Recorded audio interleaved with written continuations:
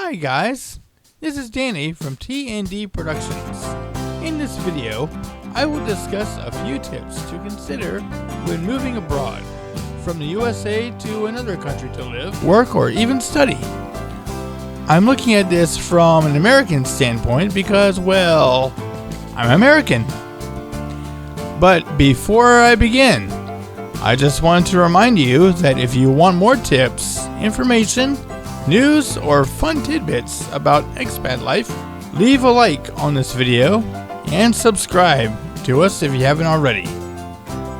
Also, share this video with other people thinking about making the move abroad. Don't skip through this video. There are a lot of good points. So now, let's begin.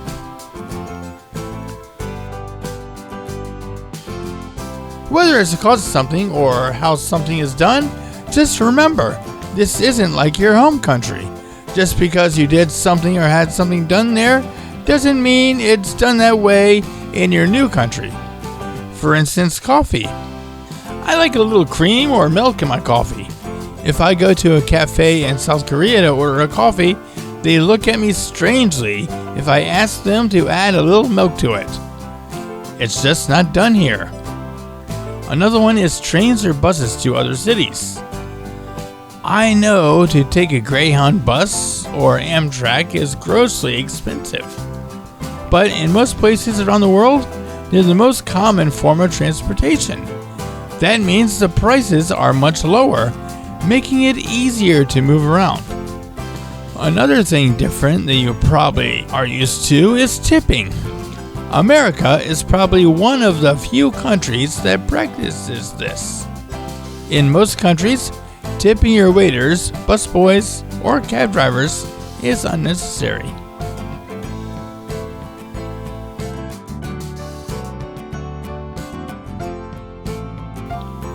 Before you leave, keep an idea of when you need to do things, such as booking transportation, appointments for immigration, meeting people, etc.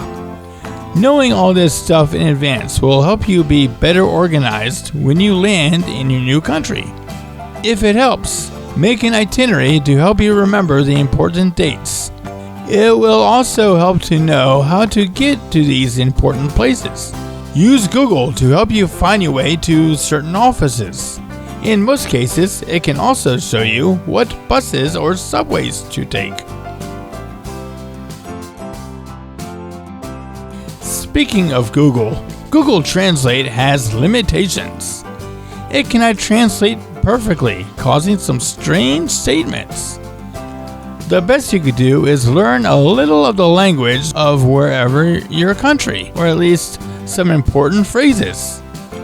For example, I can say where is the bathroom in several languages. Toilet wa doko arimasu ka? Dondo este el baño? 화장실 어디에요? Nasaan ang palikuran? Ain halmamal. You should learn these along with the other common phrases before you begin your abroad adventure. Learn it, know it, live it.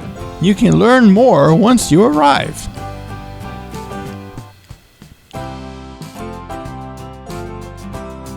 It is always a good idea to find other more seasoned expats who have lived in your host country. Not only will they give you tips on how to do things efficiently, they can also be good listeners when you have a problem. They probably know how to solve it because they've been through it before. It may be employment contract laws or where the best pizza is. The veteran expats are a very good ally. Listen to what they have to say. A lot of times, you can find expat groups for your host country on Facebook or Reddit, so you can be prepared before you leave. Yes, veteran expats are a lifesaver, but they can only go but so far. It's also a good thing to find and befriend locals. They can help you in many ways. They can introduce you to bigger social circles. I know in Asia, social status is very important. They can help you negotiate with landlords for places to stay. They can help translate for you, or they can help you in other ways. It's always good to have some friends who are from the area. It's true that people connect certain areas to that food, and if someone doesn't like that cuisine, it's more than likely that they wouldn't want to live in that area. Try to avoid the brands of foods that you are used to. McDonald's, Starbucks, Campbell's, Heinz, Doritos, or Burger King. In most countries, these American imports are expensive. Try looking for either local substitutes or more traditional meals. Your food budget will thank you for this one. However, I noticed that foreign counterparts of US brands are not as good. Jollibee and Loteria are not Burger King. Crunky is not Nestle. And Chilson Cider is not Sprite. Now, if I can't get the real thing, I don't do the international equivalent. I would just eat the foods that are more traditional to the area. When preparing for your expat life, it's always good to pack essentials. Most of everything else you can get when the time comes. For example, you don't need to pack a winter jacket if you're arriving in the summer.